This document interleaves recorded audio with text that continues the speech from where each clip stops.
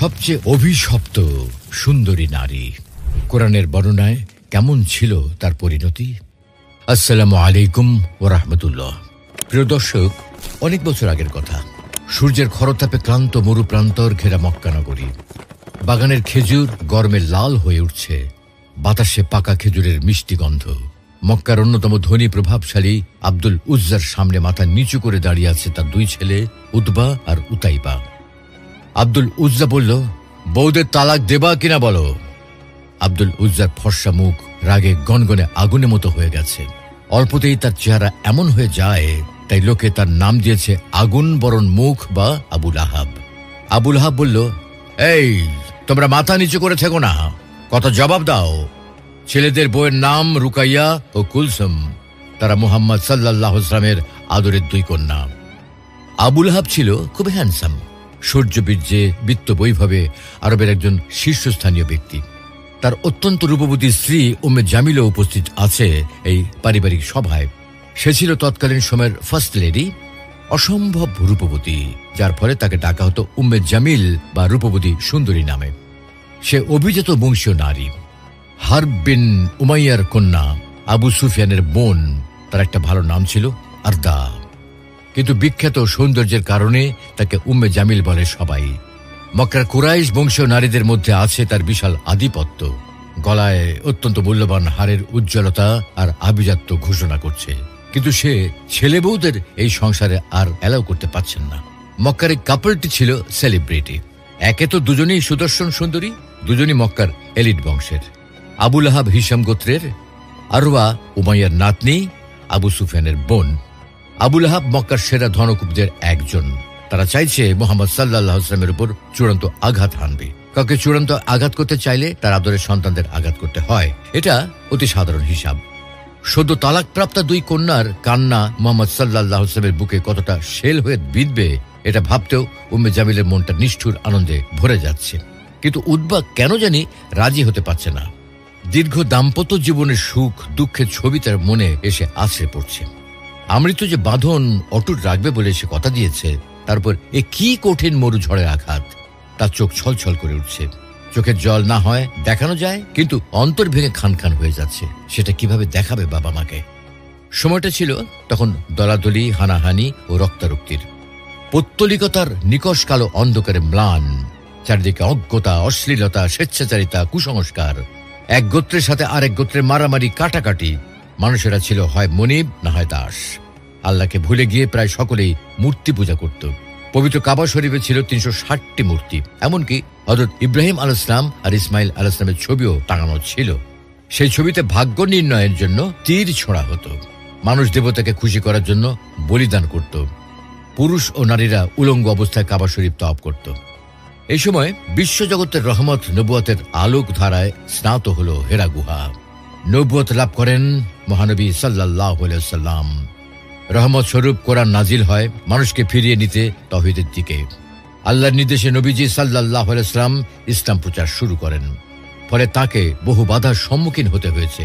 কিন্তু কিছু কিছু আঘাত আছে যা শরীর থেকে মনেই আঘাত করে বেশি। তেমনি এক আঘাত আসে আবুল আহাব আর তার স্ত্রীর পক্ষ থেকে।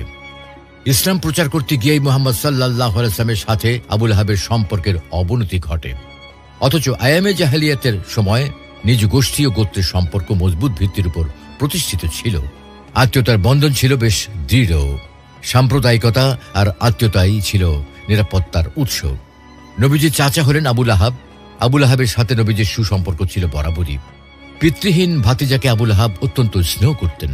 তার জন্মের খুশিতে নিজের কৃতদাসী সুয়াইবাকে আজাদ করে দিয়েছিলেন, কারণ মহানবী সাল্লাল্লাহু আলাইহি ওয়াসাল্লাম সুয়াইবার বুকের দুধ প্রথম পান করেছিলেন। তাই দুধ মা হবার সম্মানে তাকে মুক্তি দেন। আত্মীয়তার সম্পর্ক আরো মজবুত করতে মহানবীর দুই কন্যা রুকাইয়া আর কুলসুমকে দুই পুত্র উতবা আর উতাইবার বউ করে নিয়ে এসেছিলেন। কিন্তু সে এবং তার স্ত্রী রাসূল সাল্লাল্লাহু আলাইহি ওয়াসাল্লামের ইসলাম প্রচারকে কিছুতেই মেনে নিতে পারেনি। প্রথমে হালকা প্রতিবাদ, এরপর একরোখা জেদ নিয়ে ইসলাম আর নবীজির শত্রুতে পরিণত হয়েছে উভয়ে। নবুয়তের গুরু দায়িত্ব নিয়ে ধীর যাত্রা শুরু হয়েছিল মহানবীর। তার আলোর কাফেলায় যোগ দিলেন খাদিজা, আলী, জায়েদ, উম্মে আয়মান, আবু বকর সিদ্দিক, ওসমান, জুবায়ের, তালহা, আবু ওবায়দা, আব্দুল্লাহ ইবনে মাসুদ রাদিয়াল্লাহু আনহু প্রমুখ। কিন্তু প্রকাশের জন্য যে আলোর আগমন, তার আত্মগোপন আর কত! বাধার পাহাড় ডিঙানো যে পথের ধর্ম, তাকে আত্মপ্রকাশ না করে পারে? দীর্ঘ 3 বছর গোপনে নিজের আত্মীয়দের কাছে ইসলাম প্রচারের পর আল্লাহর নির্দেশ এলো অন্যদের মাঝেও ইসলামের আলো ছড়িয়ে দেওয়ার জন্য। এক সকালে নবীজি সাল্লাল্লাহু আলাইহি ওয়াসাল্লাম আরবীয় রীতি অনুসারে মক্কাবাসীর দৃষ্টি আকর্ষণের জন্য সাফা পাহাড়ের উপর থেকে ডাক দিলেন, হে সকালবেলার বিপদ, হে সকালবেলার বিপদ। বিশেষ এই শব্দগুলো ভোরের নীরবতা ভেঙে ছড়িয়ে পড়ল মক্কার ঘরে ঘরে। মানুষ সমবেত হলো সাফা পাহাড়ের নিচে। নবীজি সাল্লাল্লাহু আলাইহি ওয়াসাল্লাম প্রত্যেক গোত্রের নাম ধরে বলতে লাগলেন, হে কুরাইশ বংশীয়রা, আজ যদি আমি তোমাদের বলি পাহাড়ের অপর পাশে প্রবল এক শত্রু বাহিনী তোমাদের সব লুটে নেওয়ার জন্য অপেক্ষা করছে, তাহলে কি তোমরা আমার কথা বিশ্বাস করবে? সত্যবাদিতা আর আমানতদারির জন্য যার নাম তারা নিজেরাই দিয়েছে আল আমিন। শুধু বন্ধু নয়, শত্রুরাও যাকে পরম শ্রদ্ধা করত, তার কথা তারা অবশ্যই বিশ্বাস করবে। একথা শুনে নবীজি বললেন, তাহলে শোনো, তোমাদের জন্য অবশ্যই কঠিন বিপদ আসছে পাপ আর খোদা দ্রোহিতার জন্য। আমি উপদেশ নিয়ে এসেছি আল্লাহর পক্ষ থেকে।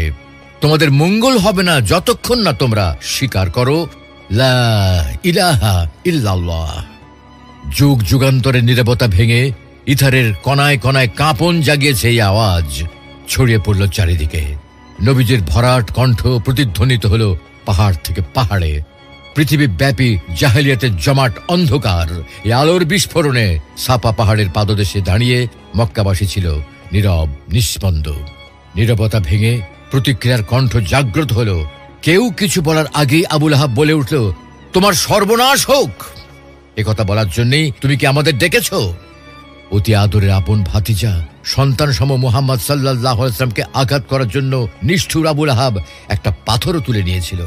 অথচ তার আগে কোনোদিনও সে তাকে অবিশ্বাস করেনি, বরং সেও নবীজিকে আল আমিন বলে ডাকত।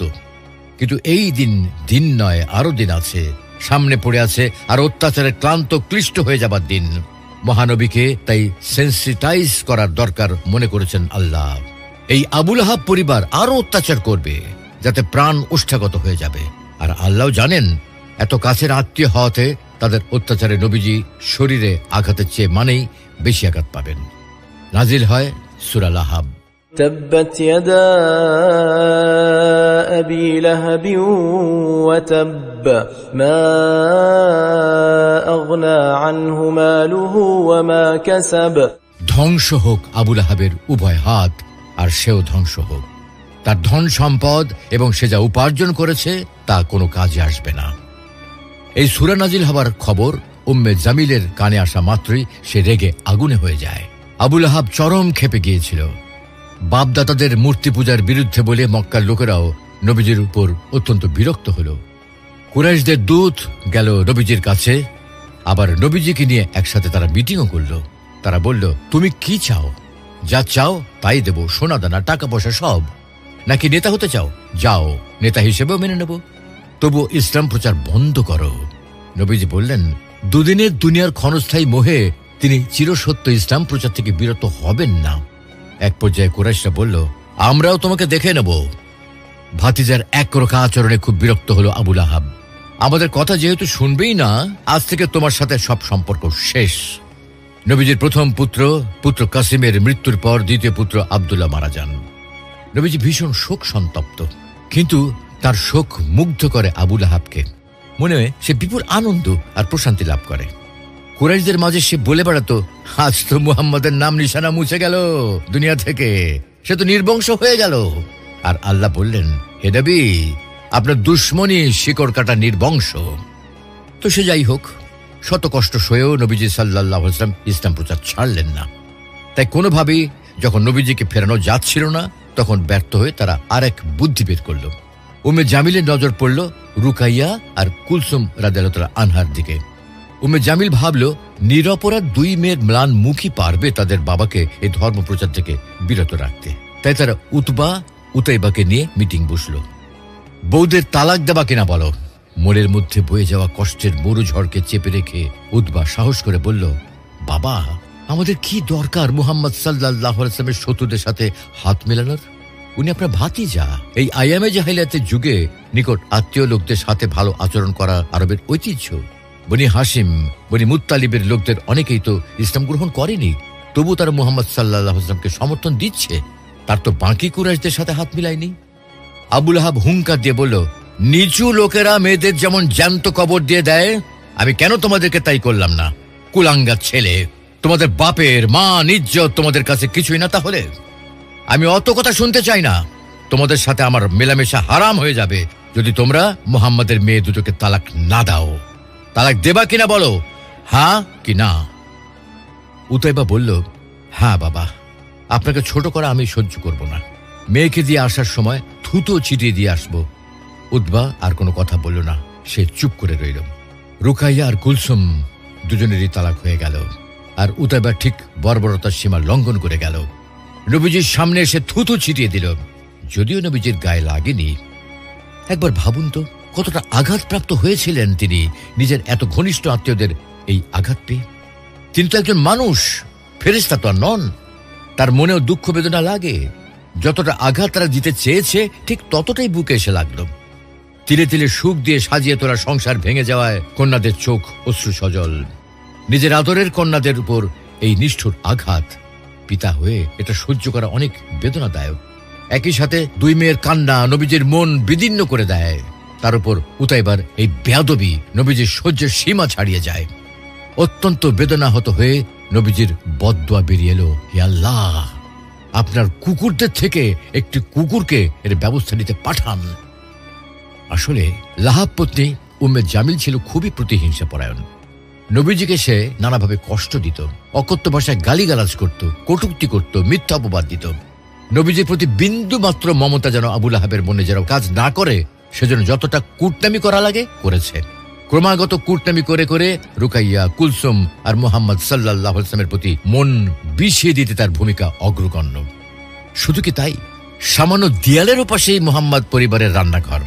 রান্না প্রায় হয়ে এলে উম্মে জামিল বালি ছুঁড়ে দেন নির্বিকার ভাবে। সে আর অন্যান্য প্রতিবেশী মিলে মুহাম্মদ সাল্লাল্লাহু আলাইহি ওয়াসাল্লাম নামাজে দাঁড়ালে পশুর নাড়ি ভুড়ি, গোবর, মলমূত্র ছুঁড়ে মারত। নবীজির নামাজ পড়ার ধরন তাদের কাছে বেশ হাস্যকর লাগত। তার উৎসাহে পাড়ার ছেলেরা নবীজি সিজদায় গেলে উঠে নাড়ি ভুড়ি তার পিঠে চাপিয়ে দিত, আর তাদের এই কাজে নিজেরাই একে অপরের গায়ে হাসতে হাসতে গড়িয়ে পড়ত। ঘরে থেকে বের হয়ে পা দিলেই মরুর ক্যাকটাসের ধারালো কাঁটা যেন ফুটে যায়, সে আশায় উম্মে জামিল নবীজির পথে বিছিয়ে রাখত কাঁটা। বড় বড় ধারালো কাঁটাযুক্ত ডালপালা সে নিজে বহন করে আনত। নবীজিকে একটু কষ্ট পেতে দেখলেও তার কলিজা যেন ঠান্ডা হয়ে যায়।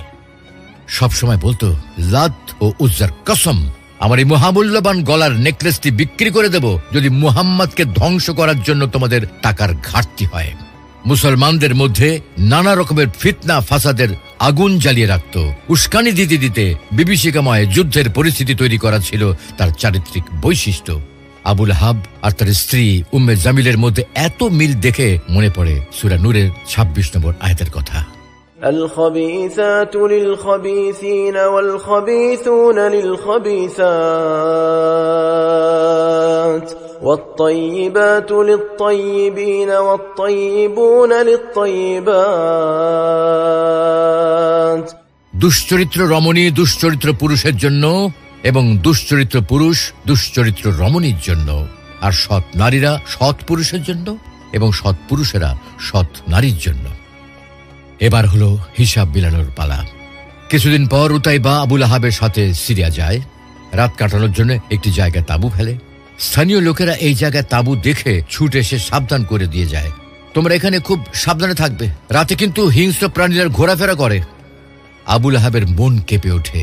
মুহাম্মদ সাল্লাল্লাহু আলাইহি ওয়াসাল্লামের বদদোয়ার কথা মনে পড়ে যায়। উতাইবা নবীজিকে থুতু নিক্ষেপ করার পরের বদদোয়া। সে লোকদের আদেশ দেয় উতাইবার নিরাপত্তা নিশ্চিত করতে। ওরা উটদের নিরাপত্তা বেষ্টনী তৈরির পরিকল্পনা করে। উতাইবার তাঁবুর চারপাশ ঘিরে থাকবে উট। উটগুলো শুয়ে থেকে একটা উটের প্রাচীর তৈরি করবে। নিরাপত্তা ব্যবস্থা তদারকি করে বেশ সন্তুষ্ট হয়ে ঘুমাতে যায়, আর গভীর ঘুমে অচেতন হয়ে গেল। গভীর রাতে একটা বাঘ উটের বেষ্টনী ভেদ করে ভিতরে প্রবেশ করে উতাইবাকে ছিন্ন ভিন্ন করে খেয়ে গেল। আসলে আবু লাহাব যা কিছু উপার্জন করেছে, যা কিছু ব্যয় করেছে, ইসলামের ধ্বংসের পেছনে তা সফল হয়নি। সূরা লাহাব নাজিলের ৭ থেকে ৮ বছর পরেই বদরের যুদ্ধে কুরাইশদের বেশিরভাগ বড় বড় সর্দার নিহত হয়। ভেঙে পড়ে আবুল আহাবের মনোবল। এরপর আবুল আহাব আর বেশি দিন বেঁচে ছিল না। বদর যুদ্ধের মাত্র 1 সপ্তাহের মধ্যে বড় অসহায়ভাবে মারা যায়।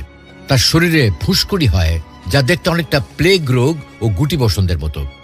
করোনার ভয়ে যেমন আমরা রোগীর কাছ থেকে দূরে থাকি, তখনও লোকজন রোগ সংক্রমণের ভয়ে আবুল আহাবের কাছ থেকে দূরে থাকত। পরিবারের সবাই সংক্রমণের ভয়ে তাকে মৃত্যুশয্যায় রেখেই পালিয়ে যায়। মরার পর 3 দিন ধরে কেউ তার লাশের কাছে আসতে সাহস পাচ্ছিল না। লাশ পচে দুর্গন্ধ ছড়াতে থাকে। পচা গন্ধে টিকতে না পেরে সবাই ছেলেদের ধিক্কার দিতে থাকে। শেষমেশ ছেলেরা মজুরির বিনিময়ে কয়েকজন হাবশিকে ভাড়া করল। তারা লাশটি লম্বা লাঠি দিয়ে ঠেলে ঠেলে একটা গর্তে ফেলে মাটি চাপা দেয়। উম্মুল মুমিনিন আয়েশা রাদিয়াল্লাহু তাআলা আনহা আবুল আহাবের দুর্গন্ধযুক্ত পুঁতে ফেলা লাশের পাশ দিয়ে যাওয়ার সময় প্রতীকী প্রতিবাদ হিসেবে নাক ঢেকেও ওই স্থান অতিক্রম করতেন। আর উম্মে জামিল, তার পরিণতি কি হলো? সে শক্ত রশি দিয়ে লাকড়ির আঁটি বাঁধত। একদিন সে এভাবে বাঁধা লাকড়ির আঁটি মাথায় নিয়ে পাথরের উপর বসে বিশ্রাম নিচ্ছিল। এমন সময় একজন ফেরেশতা সেখানে উপস্থিত হয়ে তার লাকড়ির আঁটিটি ধাক্কা দিয়ে ফেলে দেয়। ফলে তার গলায় ফাঁস লেগে যায় এবং সে সেই অবস্থাতেই মারা যায়। আল কোরআনে তাকে উল্লেখ করা হয়েছে কাঠ বহনকারী, নেকলেসধারী, গুনাহের বোঝা বহনকারী বলে। সে রাসূলের নাম ব্যঙ্গ করে বলতো মুজাম্মাম বা নিন্দিত। নাউজুবিল্লাহ। সে রাসূল সাল্লাল্লাহু আলাইহি ওয়াসাল্লামকে শারীরিক এবং মানসিক দুভাবেই কষ্ট দিত। তাই স্বামীর পাশাপাশি তাকেও বলা হয়েছে তার স্থান হবে জাহান্নামের লেলিহান আগুনে। কোন কোন তাফসীরে আছে সে বরং জাহান্নামে লাকড়ি বহন করে তার স্বামীর উপর নিক্ষেপ করবে, যাতে আগুন আরো প্রজ্বলিত হয়। দুনিয়াতে সে যেমন স্বামীকে সাহায্য করত, জাহান্নামেও সে স্বামীকে আগুনে পুড়তে সাহায্য করবে। সুপ্রিয় দর্শক, সূরা লাহাব হলো একটি সতর্কবার্তা। যারা ইসলামের বিরুদ্ধে আচরণ করবে, যারা ইসলামের ক্ষতি করতে চাইবে, তাদের আখিরাতে কি পরিণতি হবে এবং দুনিয়ায় কি ক্ষতি হবে সেটার উদাহরণ হলো আবুল আহাব ও তার স্ত্রী। যারা টাকা পয়সা, ডলার, পাউন্ড ব্যয় করছে ইসলামের নাম নিশানা পৃথিবী থেকে মুছে ফেলার জন্য, একদিন তাদেরই নাম নিশানা মুছে যাবে, কিন্তু ইসলামের পতাকা ঠিকই পতপত করে উড়বে। সবচেয়ে অভিশপ্ত সুন্দরী নারী, কোরআনের বর্ণনায় কেমন ছিল তার পরিণতি? আসসালামু আলাইকুম ওয়া রাহমাতুল্লাহ। প্রিয় দর্শক, অনেক বছর আগের কথা। সূর্যের খরতাপে ক্লান্ত মরুপ্রান্তর ঘেরা মক্কা নগরী। বাগানের খেজুর গরমে লাল হয়ে উঠছে, বাতাসে পাকা খেজুরের মিষ্টি গন্ধ। মক্কার অন্যতম ধনী প্রভাবশালী আব্দুল উজ্জার সামনে মাথা নিচু করে দাঁড়িয়ে আছে তার 2 ছেলে উতবা আর উতাইবা। আব্দুল উজ্জা বলল, বউদের তালাক দেবা কিনা বলো। আব্দুল উজ্জার ফর্সা মুখ রাগে গনগনে আগুনের মতো হয়ে গেছে। অল্পতেই তার চেহারা এমন হয়ে যায়, তাই লোকে তার নাম দিয়েছে আগুন বরণ মুখ বা আবুল আহাব। আবুল আহাব বলল, এই তোমরা মাথা নিচু করে থেকো না, কথা জবাব দাও। ছেলেদের বউয়ের নাম রুকাইয়া ও কুলসুম। তারা মুহাম্মদ সাল্লাল্লাহু আলাইহি ওয়াসাল্লামের আদরের 2 কন্যা। আবুল আহাব ছিল খুব হ্যান্ডসাম, সূর্যবীর্যে, বিত্ত বৈভবে আরবের একজন শীর্ষস্থানীয় ব্যক্তি। তার অত্যন্ত রূপবতী স্ত্রী উম্মে জামিলও উপস্থিত আছে এই পারিবারিক সভায়। সে ছিল তৎকালীন সময়ের ফার্স্ট লেডি, অসম্ভব রূপবতী, যার ফলে তাকে ডাকা হতো উম্মে জামিল বা রূপবতী সুন্দরী নামে। সে অভিজাত বংশীয় নারী, হারব বিন উমাইয়ার কন্যা, আবু সুফিয়ানের বোন। তার একটা ভালো নাম ছিল আরদা, কিন্তু বিখ্যাত সৌন্দর্যের কারণে তাকে উম্মে জামিল বলে সবাই। মক্কার কুরাইশ বংশীয় নারীদের মধ্যে আছে তার বিশাল আধিপত্য। গলায় অত্যন্ত মূল্যবান হারের উজ্জ্বলতা আর আভিজাত্য ঘোষণা করছে, কিন্তু সে ছেলে বউদের এই সংসারে আর অ্যালাউ করতে পারছেন না। মক্কার এই কাপলটি ছিল সেলিব্রিটি। একে তো দুজনেই সুদর্শন সুন্দরী, দুজনই মক্কার এলিট বংশের। আবুল আহাব হিশাম গোত্রের, আরওয়া উমাইয়ার নাতনি, আবু সুফিয়ানের বোন। আবুল আহাব মক্কার সেরা ধনকুবদের একজন। তারা চাইছে মুহাম্মদ সাল্লাল্লাহু আলাইহি ওয়াসাল্লামের উপর চূড়ান্ত আঘাত হানবে। কাউকে চূড়ান্ত আঘাত করতে চাইলে তার আদরের সন্তানদের আঘাত করতে হয়, এটা অতি সাধারণ হিসাব। সদ্য তালাকপ্রাপ্ত 2 কন্যার কান্না মুহাম্মদ সাল্লাল্লাহু আলাইহি ওয়াসাল্লামের বুকে কতটা শেল হয়ে বিঁধবে, এটা ভাবতেও উম্মে জামিলের মনটা নিষ্ঠুর আনন্দে ভরে যাচ্ছে। কিন্তু উতবা কেন জানি রাজি হতে পারছে না। দীর্ঘ দাম্পত্য জীবনের সুখ দুঃখের ছবি তার মনে এসে আছড়ে পড়ছে। আমৃত্যু যে বাঁধন অটুট রাখবে বলে সে কথা দিয়েছে, তারপর এ কি কঠিন মরু ঝড়ের আঘাত। তার চোখ ছলছল করে উঠছে। চোখের জল না হয় দেখানো যায়, কিন্তু অন্তর ভেঙে খান খান হয়ে যাচ্ছে। সেটা কিভাবে দেখাবে বাবা মাকে? সময়টা ছিল তখন দলাদলি, হানাহানি ও রক্তারক্তির। পৌত্তলিকতার নিকষ কালো অন্ধকারে ম্লান। চারিদিকে অজ্ঞতা, অশ্লীলতা, স্বেচ্ছাচারিতা, কুসংস্কার। এক গোত্রের সাথে আরেক গোত্রের মারামারি, কাটাকাটি। মানুষেরা ছিল হয় মনিব না হয় দাস। আল্লাহকে ভুলে গিয়ে প্রায় সকলেই মূর্তি পূজা করত। পবিত্র কাবা শরীফে ছিল ৩৬০টি মূর্তি। এমনকি হযরত ইব্রাহিম আলাইহিস সালাম আর ইসমাইল আলাইহিস সালামের ছবিও টাঙানো ছিল। সেই ছবিতে ভাগ্য নির্ণয়ের জন্য তীর ছোড়া হতো। মানুষ দেবতাকে খুশি করার জন্য বলিদান করত। পুরুষ ও নারীরা উলঙ্গ অবস্থায় কাবা শরীফ তওয়াফ করত। এই সময় বিশ্বজগতের রহমত নবুয়তের আলোক ধারায় স্নাত হল হেরা গুহা। নবুয়ত লাভ করেন মহানবী সাল্লাল্লাহু আলাইহি ওয়াসাল্লাম। রহমত স্বরূপ কোরআন নাজিল হয় মানুষকে ফিরিয়ে নিতে তাওহীদের দিকে। আল্লাহর নির্দেশে নবীজি সাল্লাল্লাহু আলাইহি ওয়াসাল্লাম ইসলাম প্রচার শুরু করেন। ফলে তাকে বহু বাধার সম্মুখীন হতে হয়েছে। কিন্তু কিছু কিছু আঘাত আছে যা শরীর থেকে মনেই আঘাত করে বেশি। তেমনি এক আঘাত আসে আবু লাহাব আর তার স্ত্রীর পক্ষ থেকে। ইসলাম প্রচার করতে গিয়েই মুহাম্মদ সাল্লাল্লাহু আলাইহি ওয়াসাল্লামের সাথে আবু লাহাবের সম্পর্কের অবনতি ঘটে। অথচ আয়ামে জাহেলিয়াতের সময় নিজ গোষ্ঠী ও গোত্রের সম্পর্ক মজবুত ভিত্তির উপর প্রতিষ্ঠিত ছিল। আত্মীয়তার বন্ধন ছিল বেশ দৃঢ়। সাম্প্রদায়িকতা আর আত্মীয়তাই ছিল নিরাপত্তার উৎস। নবীজির চাচা হলেন আবু লাহাব। আবু লাহাবের সাথে নবীজির সুসম্পর্ক ছিল বরাবরই। পিতৃহীন ভাতিজাকে আবু লাহাব অত্যন্ত স্নেহ করতেন। তার জন্মের খুশিতে নিজের কৃতদাসী সুয়াইবাকে আজাদ করে দিয়েছিলেন। কারণ মহানবী সাল্লাল্লাহু আলাইহি ওয়াসাল্লাম সুয়াইবার বুকের দুধ প্রথম পান করেছিলেন। তাই দুধ মা হবার সম্মানে তাকে মুক্তি দেন। আত্মীয়তার সম্পর্ক আরো মজবুত করতে মহানবীর দুই কন্যা রুকাইয়া আর কুলসুমকে দুই পুত্র উতবা আর উতাইবার বউ করে নিয়ে এসেছিলেন। কিন্তু সে এবং তার স্ত্রী রাসূল সাল্লাল্লাহু আলাইহি ওয়াসাল্লামের ইসলাম প্রচারকে কিছুতেই মেনে নিতে পারেনি। প্রথমে হালকা প্রতিবাদ, এরপর একরোখা জেদ নিয়ে ইসলাম আর নবীজির শত্রুতে পরিণত হয়েছে উভয়ে। নবুয়তের গুরু দায়িত্ব নিয়ে ধীর যাত্রা শুরু হয়েছিল মহানবীর। তার আলোর কাফেলায় যোগ দিলেন খাদিজা, আলী, জায়েদ, উম্মে আয়মান, আবু বকর সিদ্দিক, ওসমান, জুবায়ের, তালহা, আবু উবাইদা, আব্দুল্লাহ ইবনে মাসউদ রাদিয়াল্লাহু আনহু প্রমুখ। কিন্তু প্রকাশের জন্য যে আলোর আগমন, তার আত্মগোপন আর কত। বাধার পাহাড় ডিঙানো যে পথের ধর্ম, তাকে আত্মপ্রকাশ না করে পারে? দীর্ঘ ৩ বছর গোপনে নিজের আত্মীয়দের কাছে ইসলাম প্রচারের পর আল্লাহর নির্দেশ এলো অন্যদের মাঝেও ইসলামের আলো ছড়িয়ে দেওয়ার জন্য।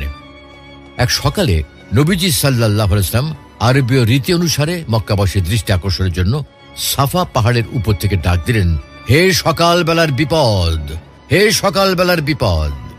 বিশেষ এই শব্দগুলো ভোরের নীরবতা ভেঙে ছড়িয়ে পড়ল মক্কার ঘরে ঘরে। মানুষ সমবেত হল সাফা পাহাড়ের নিচে। নবীজি সাল্লাল্লাহু আলাইহি ওয়াসাল্লাম প্রত্যেক গোত্রের নাম ধরে বলতে লাগলেন, হে কুরাইশ বংশীয়রা, আজ যদি আমি তোমাদের বলি পাহাড়ের অপর পাশে প্রবল এক শত্রু বাহিনী তোমাদের সব লুটে নেওয়ার জন্য অপেক্ষা করছে, তাহলে কি তোমরা আমার কথা বিশ্বাস করবে? সত্যবাদিতা আর আমানতদারির জন্য যার নাম তারা নিজেরাই দিয়েছে আল আমিন। শুধু বন্ধু নয়, শত্রুরাও যাকে পরম শ্রদ্ধা করত, তার কথা তারা অবশ্যই বিশ্বাস করবে। একথা শুনে নবীজি বললেন, তাহলে শোনো, তোমাদের জন্য অবশ্যই কঠিন বিপদ আসছে পাপ আর খোদা দ্রোহিতার জন্য। আমি উপদেশ নিয়ে এসেছি আল্লাহর পক্ষ থেকে। তোমাদের মঙ্গল হবে না যতক্ষণ না তোমরা স্বীকার করো লা ইলাহা ইল্লাল্লাহ। যুগ যুগান্তরের নীরবতা ভেঙে ইথারের কণায় কণায় কাঁপন জাগিয়েছে এই আওয়াজ। ছড়িয়ে পড়ল চারিদিকে। নবীজির ভরাট কণ্ঠ প্রতিধ্বনিত হল পাহাড় থেকে পাহাড়ে।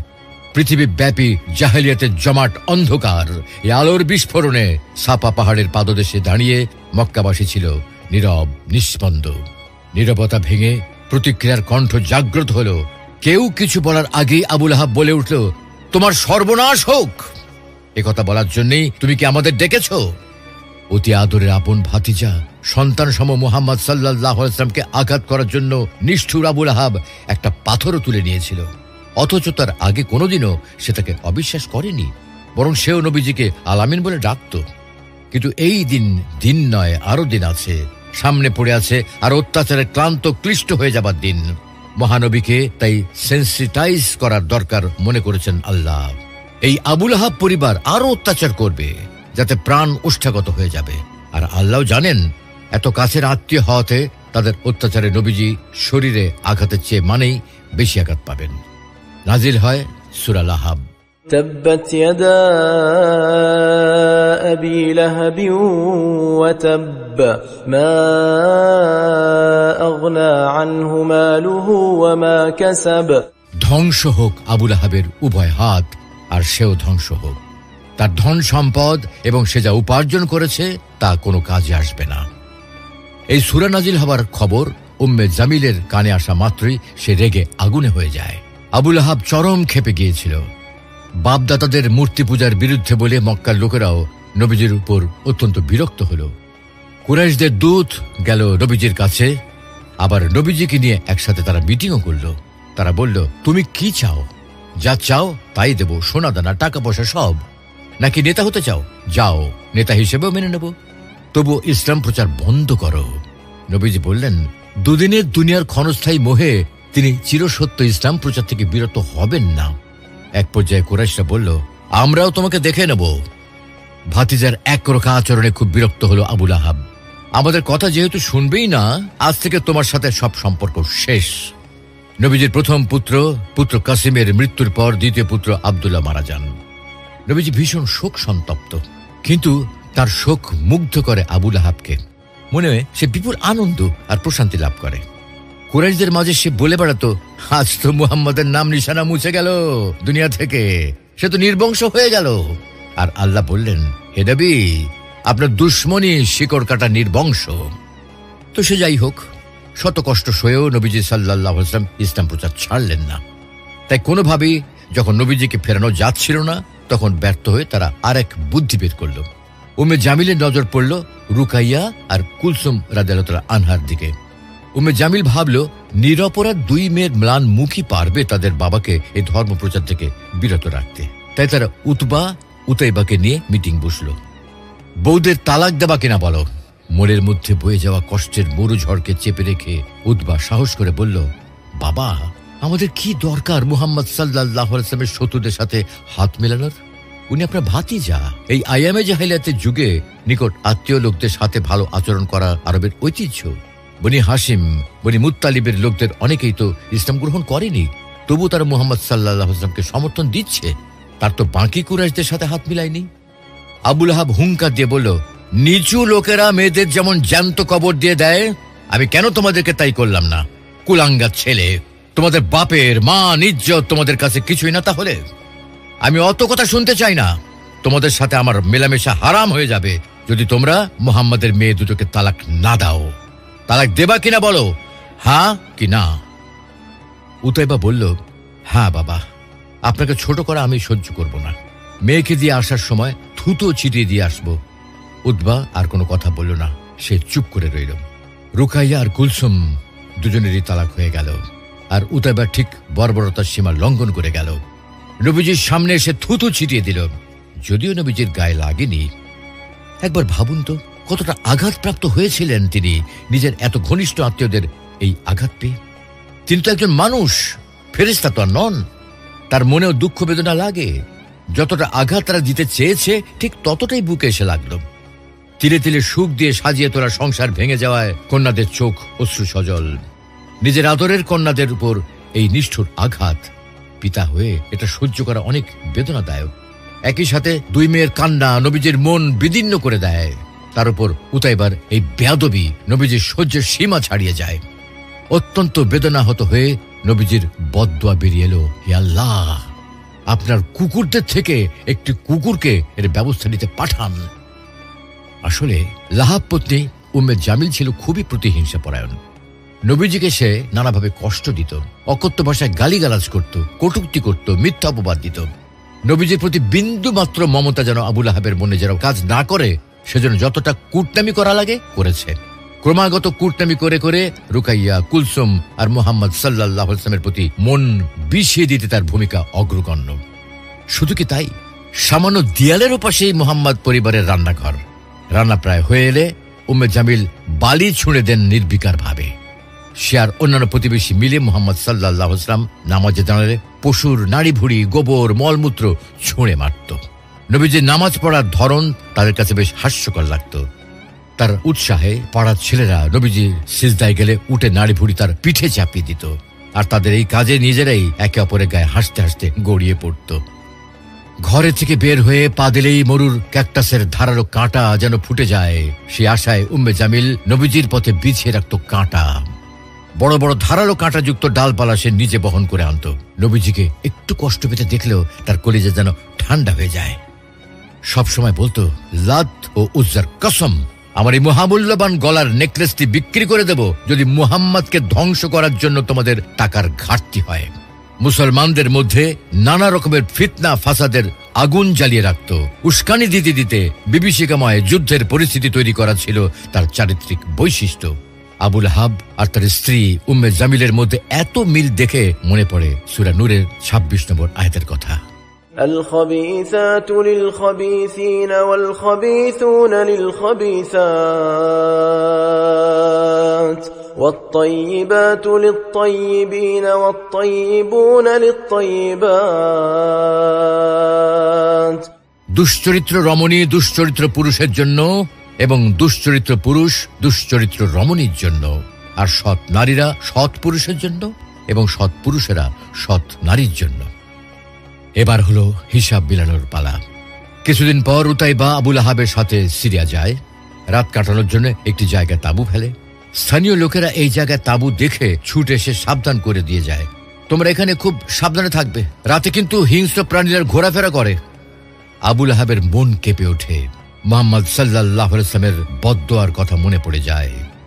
উতাইবা নবীজিকে থুতু নিক্ষেপ করার পরের বদদোয়া। সে লোকদের আদেশ দেয় উতাইবার নিরাপত্তা নিশ্চিত করতে। ওরা উটদের নিরাপত্তা বেষ্টনী তৈরির পরিকল্পনা করে। উতাইবার তাঁবুর চারপাশ ঘিরে থাকবে উট। উটগুলো শুয়ে থেকে একটা উটের প্রাচীর তৈরি করবে। নিরাপত্তা ব্যবস্থা তদারকি করে বেশ সন্তুষ্ট হয়ে ঘুমাতে যায়, আর গভীর ঘুমে অচেতন হয়ে গেল। গভীর রাতে একটা বাঘ উটের বেষ্টনী ভেদ করে ভিতরে প্রবেশ করে উতাইবাকে ছিন্ন ভিন্ন করে খেয়ে গেল। আসলে আবু লাহাব যা কিছু উপার্জন করেছে, যা কিছু ব্যয় করেছে, ইসলামের ধ্বংসের পেছনে তা সফল হয়নি। সূরা লাহাব নাজিলের ৭ থেকে ৮ বছর পরেই বদরের যুদ্ধে কুরাইশদের বেশিরভাগ বড় বড় সর্দার নিহত হয়। ভেঙে পড়ে আবু লাহাবের মনোবল। এরপর আবু লাহাব আর বেশি দিন বেঁচে ছিল না। বদর যুদ্ধের মাত্র ১ সপ্তাহের মধ্যে বড় অসহায়ভাবে মারা যায়। তার শরীরে ফুসকুড়ি হয়, যা দেখতে অনেকটা প্লেগ রোগ ও গুটি বসন্তের মতো। করোনার ভয়ে যেমন আমরা রোগীর কাছ থেকে দূরে থাকি, তখনও লোকজন রোগ সংক্রমণের ভয়ে আবু লাহাবের কাছ থেকে দূরে থাকত। পরিবারের সবাই সংক্রমণের ভয়ে তাকে মৃত্যুশয্যায় রেখেই পালিয়ে যায়। মরার পর ৩ দিন ধরে কেউ তার লাশের কাছে আসতে সাহস পাচ্ছিল না। লাশ পচে দুর্গন্ধ ছড়াতে থাকে। পচা গন্ধে টিকতে না পেরে সবাই ছেলেদের ধিক্কার দিতে থাকে। শেষমেশ ছেলেরা মজুরির বিনিময়ে কয়েকজন হাবশিকে ভাড়া করল। তারা লাশটি লম্বা লাঠি দিয়ে ঠেলে ঠেলে একটা গর্তে ফেলে মাটি চাপা দেয়। উম্মুল মুমিনিন আয়েশা রাদিয়াল্লাহু তাআলা আনহা আবু লাহাবের দুর্গন্ধযুক্ত পুঁতে ফেলা লাশের পাশ দিয়ে যাওয়ার সময় প্রতীকী প্রতিবাদ হিসেবে নাক ঢেকেও ওই স্থান অতিক্রম করতেন। আর উম্মে জামিল, তার পরিণতি কি হলো? সে শক্ত রশি দিয়ে লাকড়ির আঁটি বাঁধত। একদিন সে এভাবে বাঁধা লাকড়ির আঁটি মাথায় নিয়ে পাথরের উপর বসে বিশ্রাম নিচ্ছিল। এমন সময় একজন ফেরেশতা সেখানে উপস্থিত হয়ে তার লাকড়ির আঁটিটি ধাক্কা দিয়ে ফেলে দেয়। ফলে তার গলায় ফাঁস লেগে যায় এবং সে সেই অবস্থাতেই মারা যায়। আল কোরআনে তাকে উল্লেখ করা হয়েছে কাঠ বহনকারী, নেকলেসধারী, গুনাহের বোঝা বহনকারী বলে। সে রাসূলের নাম ব্যঙ্গ করে বলতো মুজাম্মাম বা নিন্দিত। নাউজুবিল্লাহ। সে রাসূল সাল্লাল্লাহু আলাইহি ওয়াসাল্লামকে শারীরিক এবং মানসিক দুভাবেই কষ্ট দিত। তাই স্বামীর পাশাপাশি তাকেও বলা হয়েছে তার স্থান হবে জাহান্নামের লেলিহান আগুনে। কোন কোন তাফসীরে আছে সে বরং জাহান্নামে লাকড়ি বহন করে তার স্বামীর উপর নিক্ষেপ করবে, যাতে আগুন আরো প্রজ্বলিত হয়। দুনিয়াতে সে যেমন স্বামীকে সাহায্য করত, জাহান্নামেও সে স্বামীকে আগুনে পুড়তে সাহায্য করবে। সুপ্রিয় দর্শক, সূরা লাহাব হলো একটি সতর্কবার্তা। যারা ইসলামের বিরুদ্ধে আচরণ করবে, যারা ইসলামের ক্ষতি করতে চাইবে, তাদের আখিরাতে কি পরিণতি হবে এবং দুনিয়ায় কি ক্ষতি হবে সেটার উদাহরণ হলো আবু লাহাব ও তার স্ত্রী। যারা টাকা পয়সা, ডলার, পাউন্ড ব্যয় করছে ইসলামের নাম নিশানা পৃথিবী থেকে মুছে ফেলার জন্য, একদিন তাদেরই নাম নিশানা মুছে যাবে, কিন্তু ইসলামের পতাকা ঠিকই পতপত করে উড়বে।